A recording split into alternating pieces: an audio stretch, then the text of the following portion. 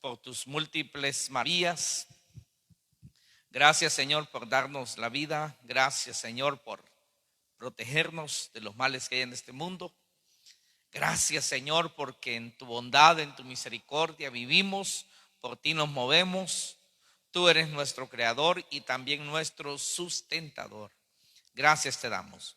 Oramos, Señor nuestro Dios, para que este tiempo de estudio afirme la fe de cada uno de los que escuchan esta palabra. Y te pedimos, Señor, que nos haga fructíferos en el nombre de Jesucristo. Que seamos fructíferos en el nombre de Cristo Jesús. Así sea, Señor. Amén. Amén. Muy bien, hermanos. Terminamos el martes pasado el estudio sobre el reino de los 1000 años. Quienes no estuvieron, pues pueden verlo allí en Facebook, que ahí lo tenemos, con Biblia en mano, para no perder ninguno de estos estudios. Estuvimos viendo pues la maravillosa vida natural que va a existir en el reino de los 1000 años. Pero como la palabra lo dice, 1000 años significa que hay un final a esos 1000 años. Y el final de esos 1000 años es con la batalla, la última batalla y el destino de Satanás. ¿Por qué decimos la última batalla? Bueno, porque Satanás siempre ha querido luchar contra Dios. Ha sido un oponente a lo bueno de Dios, ¿verdad? Lo hemos visto luchando, vamos a decir así, con la palabra. Ha sido una lucha desde el tiempo de Adán y Eva, contradiciendo a Dios, batallando contra Dios. Pero luego tenemos al final del gobierno humano, pues la batalla de Armagedón, que es una batalla muy grande, promovida también por el mismo Satanás a través de los gobiernos de este mundo. Pero al final del milenio, esta es otra batalla, tiene diferentes matices, pero es la última. Es la última vez que vemos a Satanás en la Biblia. La última vez que él aparece, porque de ahí para allá la historia de este ser malvado deja de ser para siempre. Hijo, si me le puede bajar, por favor, porque sentí yo que el volumen se levantó. No sé qué pasó ahí. Muy bien, tenemos ahí todos la hojita, ¿verdad? En el tema anterior, el milenio, compuesto de 4 partes, fue una revelación impresionante. El tema a tratar hoy es también sorprendente como también lamentable por el triste destino que habrán tomado muchas personas en la tierra al final del milenio, en el cual muchos serán necios contra sí mismos e ingratos al rebelarse contra el reino de Cristo. Apocalipsis 23 dice: y lo arrojó al abismo y lo encerró y puso su sello sobre él para que no engañase más a las naciones hasta que fuesen cumplidos 1000 años. Y después de esto debe ser desatado por un poco de tiempo. La expresión debe ser desatado, la expresión debe significa que es una necesidad. Dios lo suelta porque es necesario que Satanás sea suelto por un poquito de tiempo. ¿Por qué? Porque dentro del milenio habrán desarrollado, crecido personas, se habrán hecho poderosas muchas personas, pero a la vez su corazón no está decidido con Dios. Es un corazón que alberga mal. La mayoría de las personas estarán agradecidas con Dios y muchos tendrán una relación con Cristo, pero habrá personas que dirán no a Cristo en el milenio, no a Cristo. Así que es necesario que para terminar la historia del pecado, Entonces cada quien elija su destino y su posición de una vez para siempre. Allá en Génesis capítulo 6 dice: no contenderá para siempre mi espíritu con el hombre. Dios dice que Él no va a pelear eternamente con el corazón malvado del ser humano, ni tampoco con Satanás. Así que esto tiene que llegar a un final, porque recordemos que el milenio no es el final, no es el final del pecado. Con el milenio llega el final del gobierno humano y llega el final del pecado en parte para una parte de la raza humana, que son los de los cuerpos glorificados, los resucitados. Pero todavía no es el final total del pecado y de la maldad. Todavía esa semilla de pecado y de maldad se alberga en los corazones de los sobrevivientes que llegan al reino de los 1000 años. Y los hijos siguen heredando esa semilla de maldad y la siguen transmitiendo a sus hijos, a sus nietos, bisnietos. Total de que es necesario que al final del milenio los corazones sean definidos de una vez por todas. Y esa es la razón por la que Satanás es suelto, para que quienes le pertenecen a él pues se vayan con él. Hay una escritura que dice en Tesalonicenses que el que no cree a la verdad debe creer a la mentira. Debe creer a la mentira. Así que las personas tendrán esa opción: o creer a la verdad de Dios o a la mentira de Satanás al final del milenio. ¿Por qué? Porque durante todo el milenio la gente habrá conocido la verdad de Dios absolutamente. Pero habrán seres humanos que quieren creer la mentira y por eso Satanás será suelto al final. Por eso dice: y después de esto debe ser desatado por un poco de tiempo. La última batalla. Hablemos de esto en el punto número 1. Satanás será el capitán de la gran rebelión al final del reino de los 1000 años. Dice esta escritura en el verso 7: cuando los 1000 años se cumplan. Mire qué enfático. Cuando los 1000 años se cumplan, Satanás será suelto de su prisión y saldrá a engañar a las naciones. O sea, no va a aprender nada en 1000 años de estar preso. ¿No cree usted que en 1000 años de prisión él habrá recapacitado en algo? No, él sale de allí y su misión principal es el engaño. Satanás es profesional en el engaño. Él tiene el máster en engaño. Y tristemente el mundo está bajo tarrayas, vamos a decirlo así, bajo trasmayos, bajo anzuelos de engaño, bajo redes de engaño que Satanás ha trazado. Y religiosamente hablando, económicamente hablando, en la parte de académica, Satanás tiene sus trasmayos de maldad en todas partes, en la política y en todos lados. Por eso ustedes van a ver en el mundo las grandes potencias peleándose unos con otros por el poder. Y unos y otros se ofrecen como los mejores. Pero vemos a las naciones, vemos el gran resultado en las naciones pequeñas, ¿verdad? Vamos a decirlo así, que se alinean con uno y se alinean con el otro y los vemos a todos en la misma pobreza, ¿verdad? Y los vemos a todos en la misma desgracia. ¿Por qué? Porque todos andan buscando ambiciones de poder. ¿No cree usted que es que ellos buscan el beneficio del ser humano?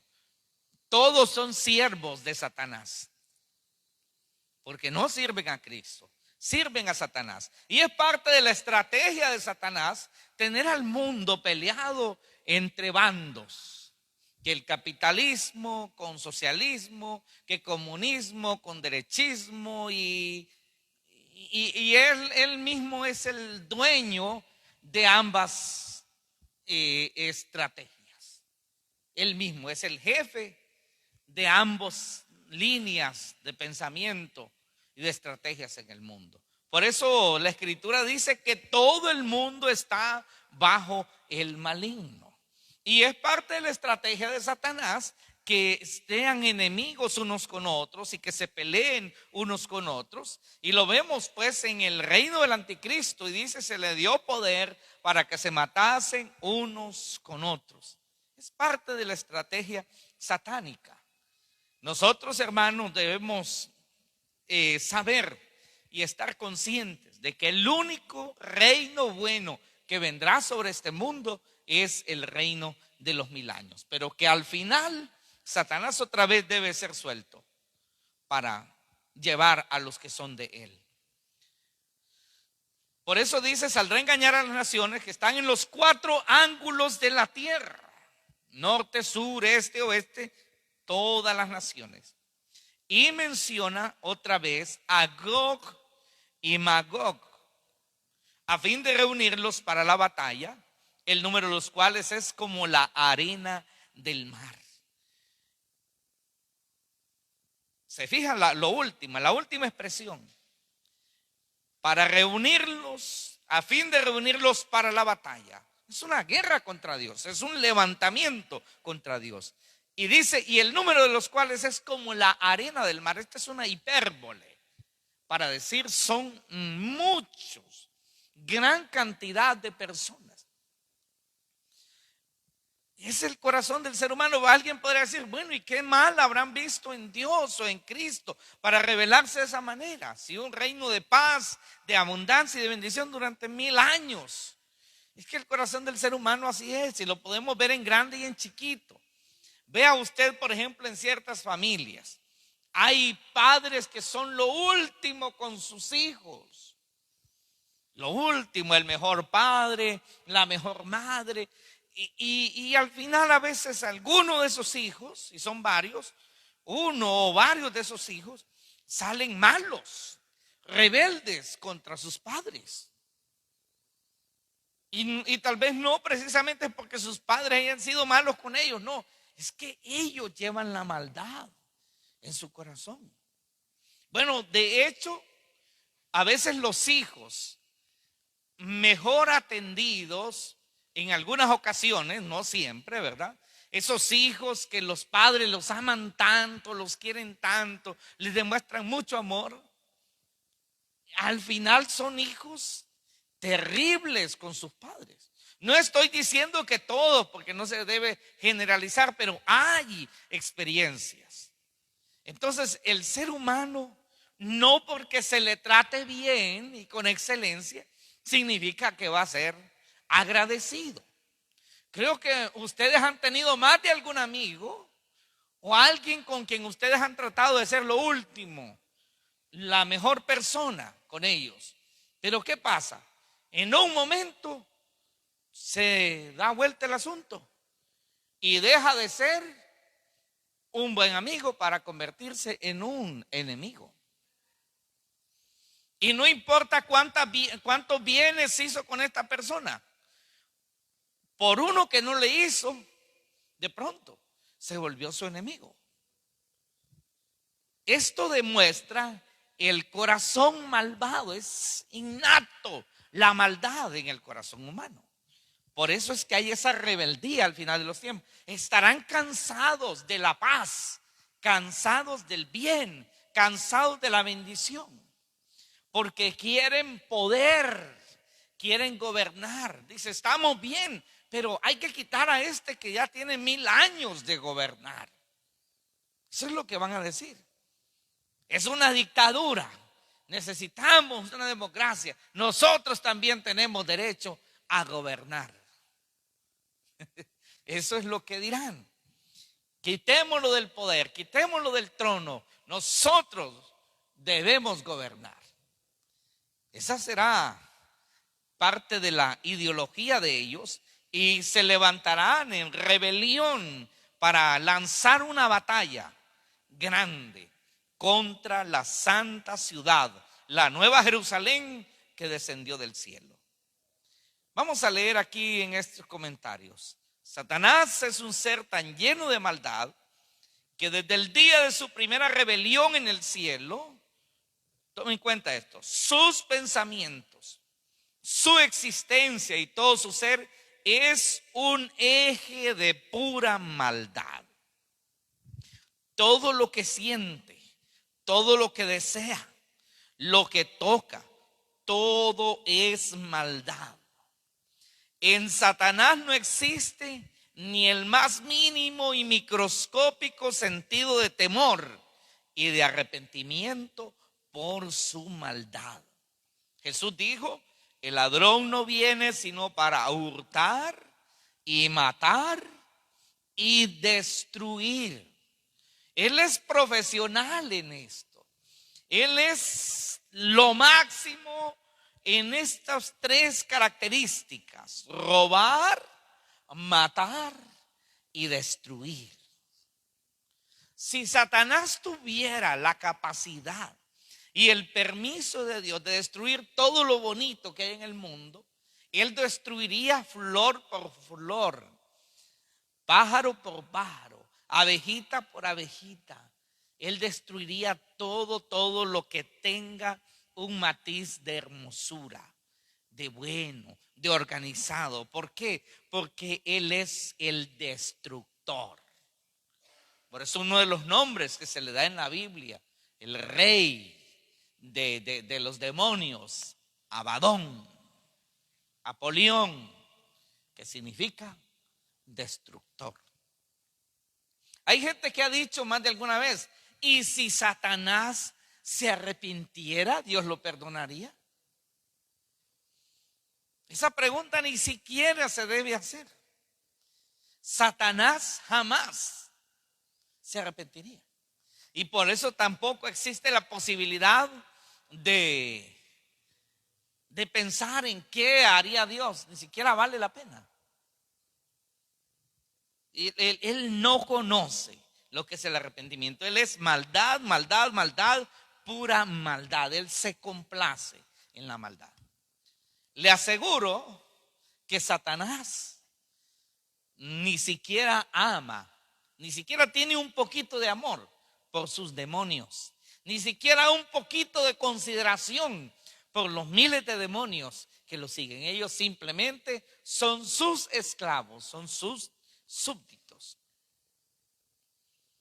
Satanás tiene una gran limitación, y es que no puede obligar a nadie para hacer su voluntad.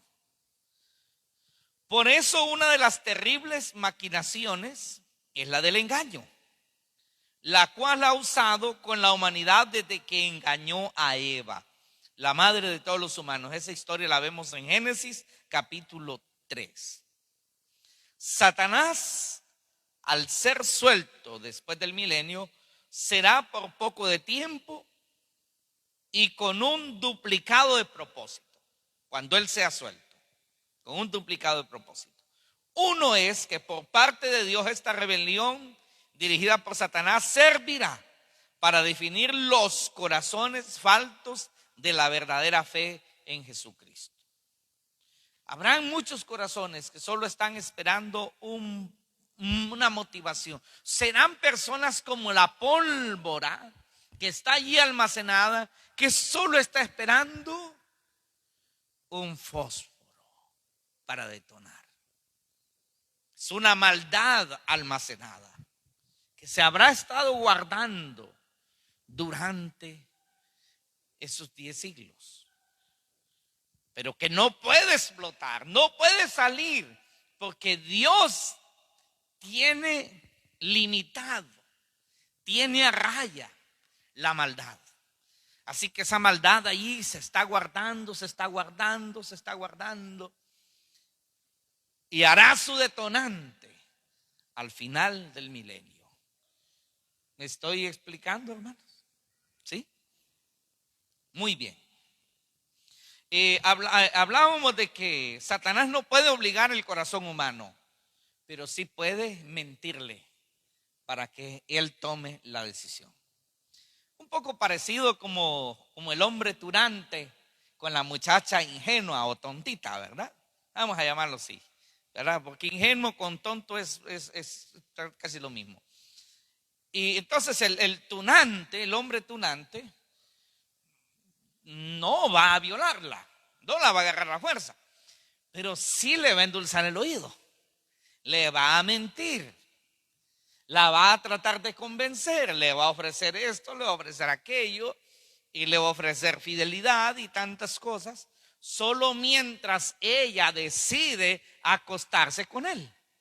Pero al final quien toma la decisión es ella. ¿Me explico? Algo parecido sucede a nivel general entre Satanás y la raza humana en cuanto al pecado. Él trabaja a través del engaño. Bueno, vemos el caso con Eva. Él no le dio el fruto prohibido a la fuerza y le agarró las mandíbulas y se la abrió y le metió el fruto a la fuerza. No. La convenció. Trató con ella y la convenció a través del engaño que comer el fruto prohibido y rebelarse contra Dios era lo correcto. Bueno, lo mismo hará también Satanás con las personas que al final del milenio se levantarán contra Dios, en parte también por ignorancia y una ignorancia voluntaria. Una ignorancia voluntaria. ¿Por qué digo una ignorancia voluntaria? Porque hemos visto que dice que en el milenio la tierra será llena del conocimiento de la gloria de Jehová como el agua cubre el mar. Y vimos en el estudio pasado cómo la enseñanza de la voluntad de Dios, de la gracia, de la maravilla de Dios, se enseñará abiertamente, abundará la enseñanza de Dios. Pero van a haber personas que no querrán ser enseñados por Dios, que no quieren, no les interesa eso, ya sea por pereza, porque no le guste o cualquier otra cosa, pero va a haber gente que no le interesa las enseñanzas de Dios. Estos serán los que van a ser presa fácil para ser engañados por el diablo y levantar esa rebelión contra Jesucristo al final de los 1000 años. Serán ellos. Muy bien. Hablábamos del doble propósito, ¿verdad? Vimos uno, que es definir los corazones faltos de una verdadera fe en Jesucristo. Y número 2, por parte de Satanás, será sentir que aunque sea por última vez, sentir el placer de dominar y de manipular a los humanos de todo el mundo. Él querrá hacerlo con todo el mundo, pero obviamente no será todo el mundo. Pero definitivamente solo a los que no han querido entregar su vida al Señor Jesucristo, solo esos se pondrán en línea con Él.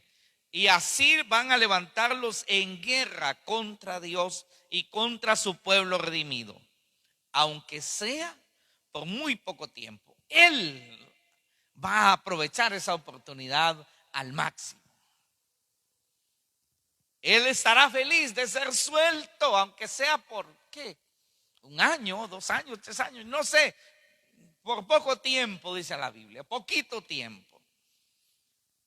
Y él estará feliz de engañar a las naciones. Estará feliz de hacerlo. Vamos a ver lo siguiente. En el verso 9, vamos a ver el ataque satánico que será dirigido contra el pueblo de Dios, como ha sido siempre. 29.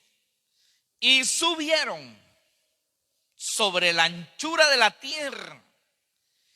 Oiga, y rodearon el campamento de los santos y la ciudad amada. Y de Dios descendió fuego del cielo y los consumió. Literalmente, hermano. Literalmente. Nunca se había visto en ninguna parte de la historia bíblica, ni siquiera en la gran tribulación, que desciende fuego del cielo para consumir a las personas.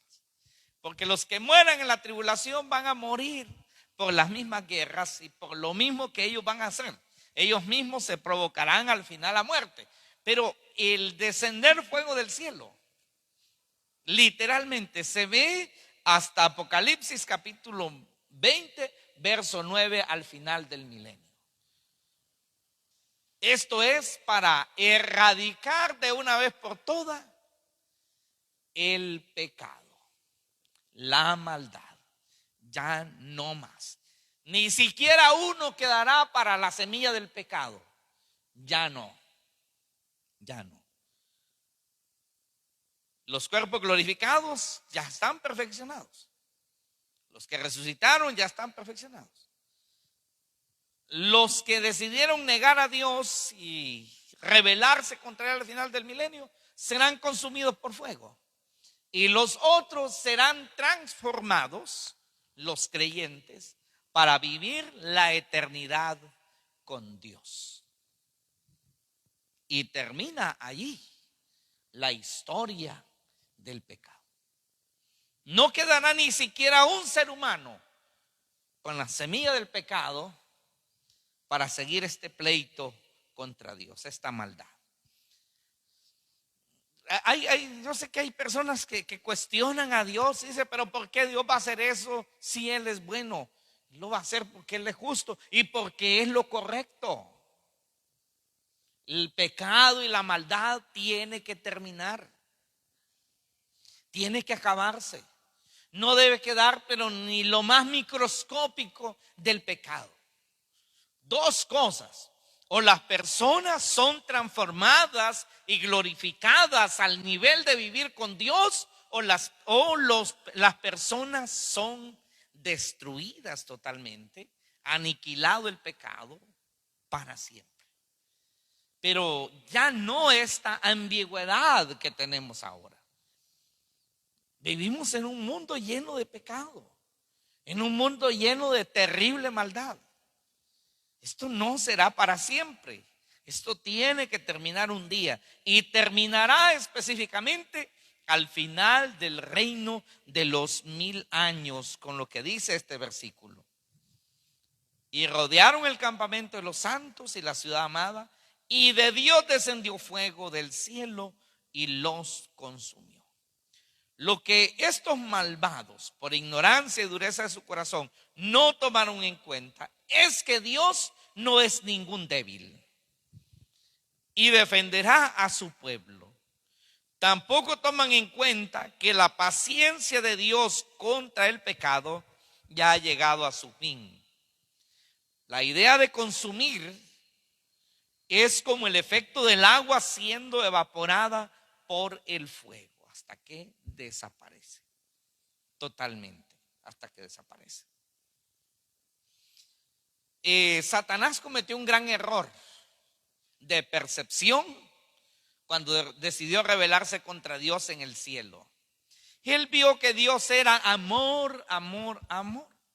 Era todo bueno, bondad, alegría, felicidad. Y Satanás pensó que porque Dios era así, Dios era débil. Hay personas incluso hoy que piensan que cuando una persona es amable, que cuando un patrón es amable y respetuoso, es débil. Mucha gente piensa eso. Por eso es que muchos patrones optan por ser pesados, imperantes, groseros. ¿Por qué? Porque el ser humano interpreta que eso es ser fuerte. Ese es el engaño en el ser humano. Bueno, Satanás pensó que Dios era, porque era amor, él no consideró que Dios es fuego consumidor. Así dice Hebreos, que Dios es amor, pero que también es fuego consumidor. Satanás no había conocido la parte del Dios Todopoderoso en justicia y fuego consumidor. Solo la parte del Dios de amor. Y él dijo, está fácil, vamos a destronarlo, vamos a quitarlo y nosotros vamos a reinar. Y convenció a la tercera parte de los ángeles para hacerlo y levantó una rebelión contra Dios en el cielo. Y él desde el principio hasta el final siempre tiene ese mismo objetivo. Rebelión, rebelión y ser él el rey del universo. Es una fantasía. Eso solo es una fantasía, nada más. Él lo sabe, pero él disfruta la fantasía. Él sabe que eso jamás llegará a ser, pero él disfruta con solo pensarlo, con solo soñarlo e imaginarlo. Él lo disfruta. Pero imagínense que Dios hubiera sido en realidad un Dios débil y que Satanás hubiera podido obtener el lugar de Dios. ¿Se puede imaginar usted? Un ser malvado como él, teniendo todo el poder para hacer lo que quiera.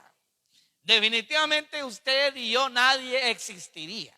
El universo mismo hubiese colapsado en ese mismo momento, porque la maldad de él habría destruido todo desde el principio. Por eso es que es lastimoso y es terrible cuando las personas piensan que Dios es malo, cuando Dios hace justicia. Y eso es un terrible pecado, una terrible ofensa. Qué bueno que Dios es justo. Qué bueno. Vamos a ver, Satanás llega a su destino eterno, el lago de fuego. La segunda parte que vamos a ver, porque el tema es la última batalla y el destino de Satanás. Apocalipsis 20:10 dice: y el diablo que los engañaba. Recuerde que los demás que se levantaron en rebelión contra Dios y fueron a rodear la Nueva Jerusalén en una batalla. Bueno, esa batalla nunca se dio, solo llegaron allí y Dios los consumió. Y Satanás fue lanzado, dice, al lago de fuego. El diablo que los engañaba fue lanzado al lago de fuego y azufre, donde estaba la bestia y el falso profeta. Y serán atormentados día y noche por los siglos de los siglos. El lago de fuego será estrenado por el anticristo y el falso profeta. Y 1000 años después, Satanás, Luzbel, Lucifer, como se le quiera llamar, será también echado en el mismo lugar. En el lago de fuego no hay nadie en este momento. Está vacío. Lo va a estrenar el anticristo y el falso profeta. Y le seguirá Satanás, el tercer individuo en ser echado en ese lugar. Solo se habla de estos tres, al menos en este verso. Leamos lo siguiente: pensar en el destino del diablo, del anticristo y el falso profeta, ya en ese lugar, ya es bastante terrorífico. Es terrible, solo imaginarlo, ¿verdad? Con solo imaginar un lugar tormentoso por los siglos de los siglos es algo que da frío. Es algo en lo que no quisiéramos pensar. Algo en lo que no quisiéramos pensar. ¿Cómo será ese lugar? Decimos imaginar. Estamos leyendo aquí. Decimos imaginar porque aunque la información de la gloria eterna y del castigo eterno es contundente, sabemos que está en la Biblia, Dios no da muchos detalles de esos dos lugares. Solo sabemos que uno es extremadamente hermoso, precioso e incomparable, y el otro es extremadamente horrible, inimaginablemente. Por eso, con lo que sabemos, lo único que podemos hacer es imaginar un poco de cómo será. Podemos acertar, podemos no acertar en nuestra imaginación. Pero lo mejor que podemos hacer es creer y vivir para Dios y no esperar ver para creer. Demasiado tarde el que espere ver el lago de fuego, un ejemplo, para creer. La gloria no es de ver para creer, no. Debe creer para ver. Si quiere ver, debe creer. Amén.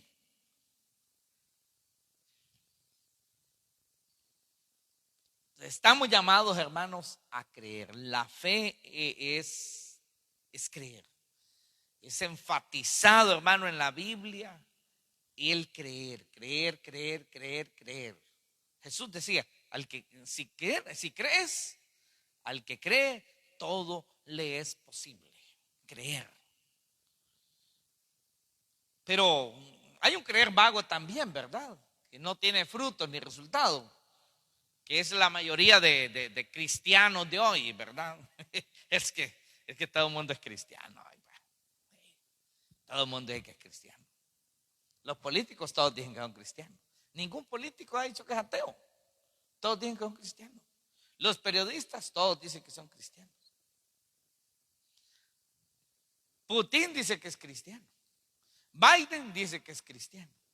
Todos dicen que son cristianos. ¿Qué le parece? Todos dicen que son cristianos. Todos dicen que creen. Bueno, Nicolás Maduro dice que es cristiano, cree también.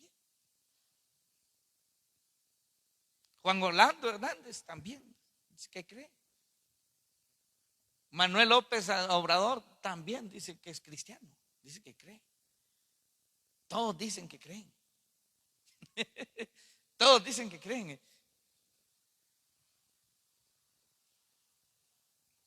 Pero el creer lleva frutos, hermano. Amén. Y el mundo está lleno así de gente que dice que cree. ¿Verdad? Las iglesias, de gente que todos dicen que creen, pero el resultado lo vemos en esa consagración dentro de la iglesia. Es que no creen. Muchos cristianos dentro de las iglesias no se consagran porque no están creyendo de verdad a la palabra de Dios. Dicen que creen, pero solamente para, como dice un dicho, taparle el ojo al macho. Creo que ese dicho sale de alguien, pienso yo, que quería vender el macho y el macho era choco. Y ya con algo tapó el ojo al macho, ¿verdad? Supongo yo. Pero no es verdad. Porque cuando creemos de verdad damos frutos dignos de arrepentimiento, dice la Escritura. Así que el destino de Satanás y los que son de él es un lugar nada encantador. Al contrario, siempre es asociado con algo muy desagradable a la experiencia humana. Mateo 13:40. Aquí quiero yo que me ayuden a leer. Por ahí está el micrófono, no sé qué lo hizo mi hijo. Los micrófonos, ¿dónde están, hijo?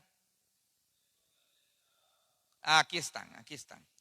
Hermana Nelly se nos ayuda por ahí. Hermanos que no han leído en otras ocasiones, me gustaría que lean hoy, ¿verdad? Tenemos, por ejemplo, la lectura de Mateo 13:14. Mateo 13:40, perdón. Mateo 13:40.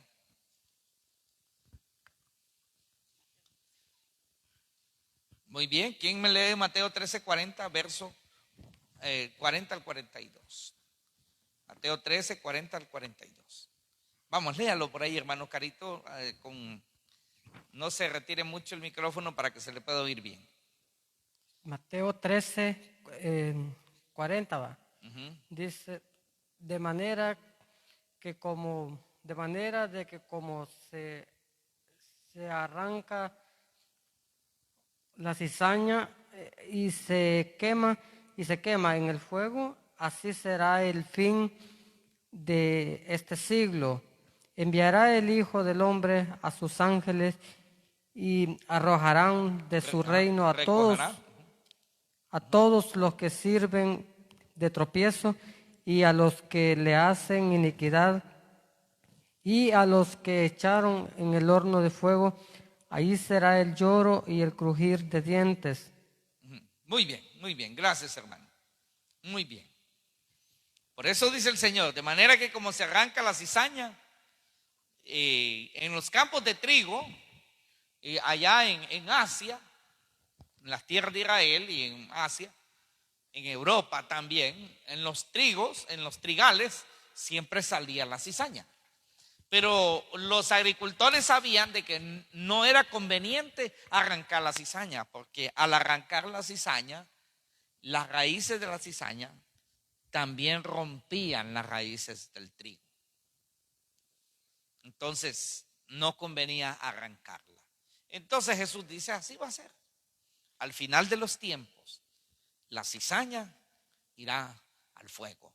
La cizaña es una comparación de los que hacen maldad. Es una comparación de los incrédulos, de los que deciden negarse a Dios, ya sea dentro de la iglesia, fuera de la iglesia, pero que promueven la maldad. Son cizaña. O sea, puede haber cizaña en la iglesia, cizaña en el colegio, cizaña en la escuela. Hay cizaña en todos los lugares, cizaña en los negocios.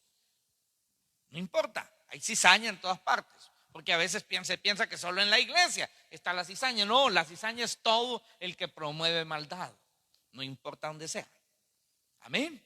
Pero al final dice, será echada en el fuego. Y dice, por eso dice, recogerán de su reino a todos los que sirven de tropiezo. Bueno, tropiezo para buscar a Dios, ¿verdad? Sirven de tropiezo a otros. Y dice, y a los que hacen iniquidad. Aquí vemos más que todo a gente del mundo, vamos a decirlo así. Y los que sirven de tropiezo de pronto dentro de las iglesias. Verso 42, y los echarán en el horno de fuego. Allí será el lloro y el crujir de dientes. No parece muy atractivo eso y muy halagador. Sinceramente, nos libre el Señor, de verdad, hermano. Nos libre el Señor porque creemos en Él y vivimos para Él, de llegar a ese lugar llamado horno de fuego, lago de fuego. Líbrenos el Señor de algo tan terrible. ¿Quién tiene ahora el micrófono? Déjenlo como a una pulgada de sus labios, ¿verdad? Para que suene bien. Vamos a ver, ¿quién lo tiene? Mateo 13, 49 al 50. Mateo 13, 49. Así será el fin del siglo. Saldrán los ángeles y apartarán a los malos de entre los justos, y los echarán en el horno de fuego. Ahí será el lloro y el crujir de dientes. Todos estos textos encajan claramente al final del reino milenial y el juicio. Amén. Es la única manera de poder entenderlos correctamente. Ponerlos en esa dispensación al final del reino milenial. Ahí será todo esto. Mateo 25, 41. ¿Quién tiene ahora el micrófono? Mateo 25, 41. Entonces dirá también a los de la izquierda, apartaos de mí, malditos, al fuego eterno preparado para el diablo y sus ángeles. Esta expresión, apártense de mí, malditos, y dice al fuego eterno preparado para el diablo y sus ángeles. Sinceramente no me gusta nada eso, hermano. Eso no me gusta nada. Son de esos textos que mucha gente preferiría no leer nunca. Y que se pudiera agarrar un lápiz y borrarlo, lo borraría. Y claro, lo borraría de su Biblia, pero no lo borraría de toda la revelación divina. Porque son textos que no son agradables a la percepción humana, pero es la sincera revelación de Dios. Al fuego eterno preparado para el diablo y sus ángeles. ¿Por qué? Porque originalmente este lugar, vamos a leer aquí el comentario, ese lugar de castigo nunca se creó pensando en el ser humano, sino en el diablo y sus demonios. Pero, ¿cómo llegarán muchos humanos a ese triste destino? Bueno, al volverse voluntariamente un depósito del mal hasta el día de su muerte. Ese es el problema. Disponerse como un depósito de pecado y de maldad hasta el día de su muerte. Es que el ser humano en sí propiamente, cada individuo no es culpable de nacer pecador, pero es súper culpable de morir pecador. No sé si me explico. No somos culpables de haber nacido con la carga del pecado. Eso lo traemos por herencia. Pero sí somos culpables de morir en pecado, habiendo la oportunidad de ser limpios y de ser redimidos en la sangre del Cordero de Dios. La provisión que Dios dio para limpiar y quitar el pecado del mundo. La sangre de Cristo es capaz de quitar el pecado de todos. Por eso está escrito. Cuando Jesús iba a ser bautizado y Juan el Bautista lo vio, él lo presentó y dijo: he aquí el Cordero de Dios que quita el pecado del mundo. La sangre de Cristo fue derramada para quitar el pecado de toda la humanidad, para todos. Pero claro, se aplica en el que cree, no en el que no cree. Porque Jesús le dijo a los judíos: en vuestros pecados moriréis, porque no creéis que yo soy el que el Padre ha enviado. Es como que saliera una vacuna para curar todas las enfermedades. Y dicen: no, pues aquí hay hasta más de la cuenta. 10,000 millones de vacunas, una para cada ser humano. El que se ponga esta vacuna nunca más tendrá una enfermedad. Y uno diga: yo sí creo, me la pongo. Otro: no, yo no quiero eso. ¿Verdad? Es la decisión de cada persona. Lo mismo es Cristo. Cristo es la salvación para todos, pero no todos quieren esa salvación. Y por eso es por fe, porque es para el que cree. Amén. ¿Quién tiene allí el micrófono para leer Juan 8:44? Juan 8:44. Vosotros sois de vuestro padre el diablo, y los deseos de vuestro padre queréis hacer. Él ha sido homicida desde el principio y no ha permanecido en la verdad, porque no hay verdad en él. No hay verdad en él. Ha permanecido en mentira, en maldad, porque eso es él. Pero Jesús le dice a estos judíos, a esta gente israelita, rebelde, opuesta a Dios, opuesta al Mesías, a Cristo, y le dijo: vosotros sois de vuestro padre el diablo. Hay gente que se enoja y dice: ¿por qué dicen que no todos son hijos de Dios? La Biblia lo dice. No todos son hijos de Dios. Juan 1:12 dice: y a los que le recibieron, a los que creen en su nombre, les dio potestad de ser hechos hijos de Dios. Quien no cree en su nombre, quien no recibe a Jesucristo, no es hijo de Dios. Es creación de Dios, como lo es el pajarito, como lo es el caballo, como lo es el árbol, como lo son las flores. Creación, pero hijos de Dios, hijos, solamente los comprados, lavados en la sangre del Cordero. Amén. Amén.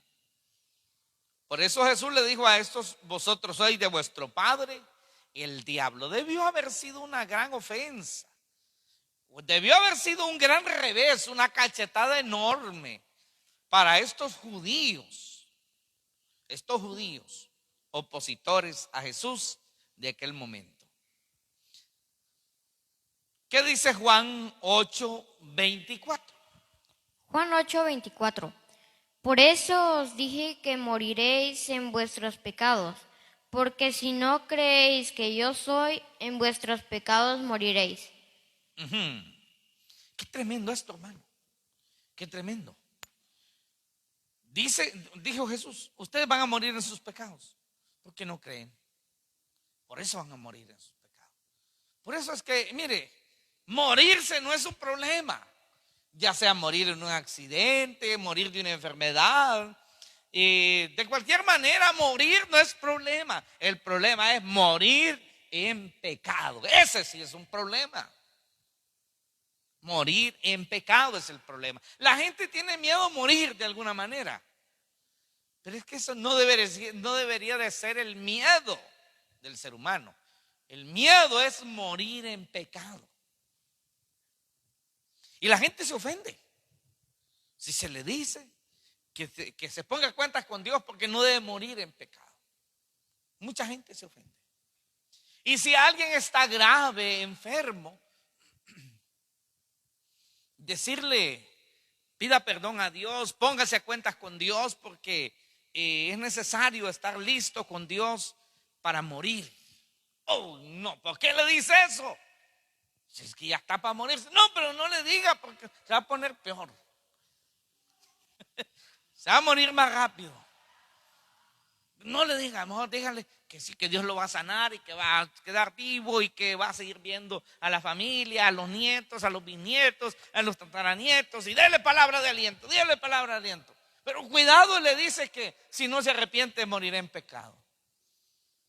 Porque se va a ofender la familia. Así somos los seres humanos. Pero lo más terrible no es morirse, sino morir en pecado. Por eso, de alguna manera, nosotros tenemos que hablar con esa gente enferma, esa gente que de pronto está para morir, porque es que no importa cuánto queramos hacer para que alguien no muera, tendrá que morir en algún momento. Si no se muere de esa enfermedad, se va a morir de otra. Y si no se muere de una forma, se va a morir de otra. Pero esta persona debe saber que debe morir, pero morir en Cristo. Amén. ¿Por qué? Porque es terrible ir a acompañar al diablo en la eternidad. Solo eso.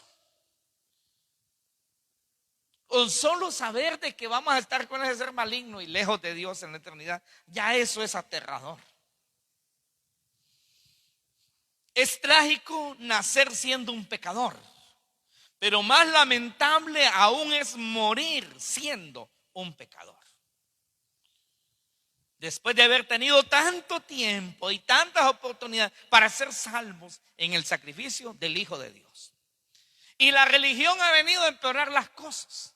Porque la religión le dice a la gente, indirectamente le dice a la gente, no importa lo que seas, cuando te mueras vamos a rezar 9 días por ti, haremos unos novenarios y vamos a pagar y te sacamos del purgatorio y te llevamos a la gloria. O sea, es parte de las mentiras y de las trampas satánicas que hay. Por eso hablaba en un momento que Satanás tiene trasmayos en la religión. Y estos son parte de las redes de Satanás son las trampas que están en la religión para engañar al ser humano. Y si nos vamos a la parte académica, allí están los evolucionistas diciendo que el hombre no viene de Dios, sino que fue creado viene del mono, de allí viene, que del mono sale el hombre. Y que fue perdiendo el pelo poco a poco, solo le quedó el de la cabeza y otras partes. ¿Verdad? Pero que es mono. Y así va. Y así va. Pero es terrible morir en pecado. Y hay gente que no quiere entregar su vida a Dios por eso. ¿Por qué? Porque de alguna manera alberga la esperanza de que se muere. Pues con unas oraciones y unos rezos que alguien le haga, pues entonces va a salir de allí. Incluso ya entre las iglesias evangélicas ya hasta se habla de los 9 cultos. Sí, vamos a hacerle 9 cultos, dice al que murió. 9 cultos. ¿Y 9 cultos para qué? Esos 9 cultos se lo hubieran hecho antes que se muriera. Antes, es lo mejor, ¿verdad? Porque en los 9 cultos pudo haberse arrepentido, entregarse a Cristo, amén. Pero los seres humanos somos tan atravesados que todo lo hacemos al revés, ¿verdad? No haya que hacer uno cuando le dice vaya, háganos 9 cultos para el familiar. No hay que hacer uno. Y pues sí se pueden ir a hacer los 9 cultos, pues para los vivos, ¿verdad? Bueno, es una buena oportunidad. Pero el problema es que se hace pensando en el muerto. Cerrar su corazón en incredulidad y no aceptar el único rescate de Dios en Jesucristo es la peor decisión en la vida de una persona. Dios es bueno y espera por ti. En 2 Pedro 3:9 dice, ¿sí? Muy bien, léalo, hermana. 2 Pedro 3:9, vamos a ver qué dice.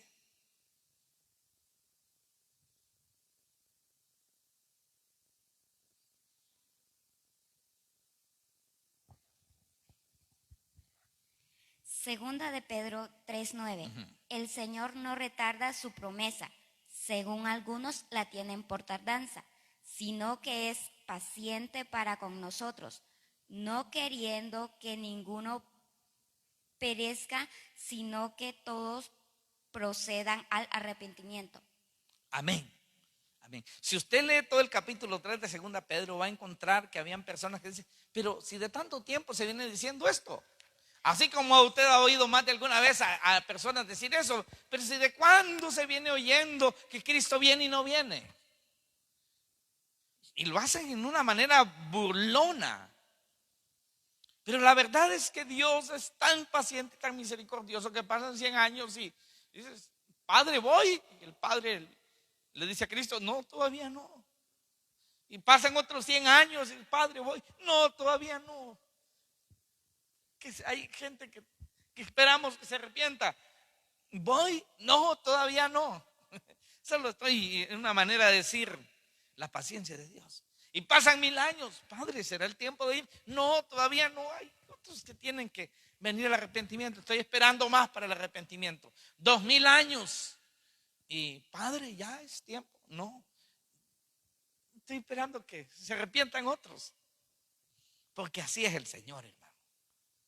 Paciente, misericordioso. Dice, no queriendo que ninguno. O sea, el deseo de Dios es que ni siquiera ese ser más malo que hay en una cárcel, ni esa persona más mala que está ahí en una cárcel se pierda. Dios no quiere que nadie, ninguno se pierda. Ni el peor violador, parece peor violador. Dios no quiere que se pierda. Dios no quiere que vaya a ese lugar terrorífico con Satanás. Por muy malo que sea. Por muy malo que sea.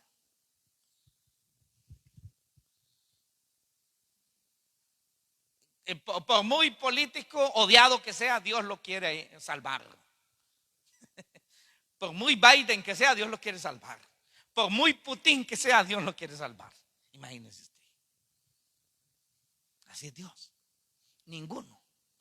Al final, las personas se perderán por decisión propia, pero no por la decisión de Dios.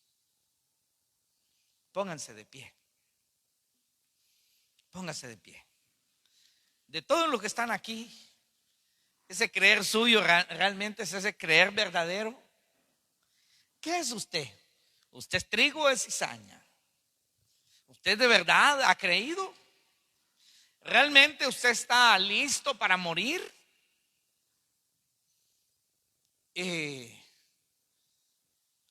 Si usted muere, ¿morirá libre de pecado? ¿Morirá en Cristo o morirá en pecado? No hay purgatorio. Esa es mentira. Esa es mentira de la religión. Dios nunca ha mencionado un tal purgatorio. Esa es mentira.